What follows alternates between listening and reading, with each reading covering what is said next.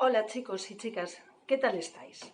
Me imagino que ya estaréis un poco aburridos, yo también lo estoy, pero bueno, nos toca quedarnos en casita unos días y entonces tenemos que aprovechar para hacer otras cosas.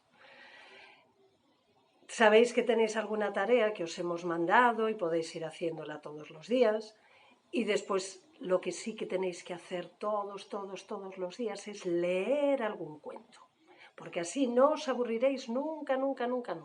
Con los cuentos no os vais a aburrir. Y recordad lo que os digo siempre, todos podemos leer los cuentos porque los dibujos también tienen mucha historia que contarnos, ¿vale? Entonces, aprovechad para leer, para jugar y cuando podamos salir ya iremos al parque, ya iremos al recreo, ya iremos a todos los sitios que sean fuera de casa, ¿vale? Pues entonces, tengo muchísimas ganas de veros, espero que sea pronto y hasta entonces os mando muchos besitos.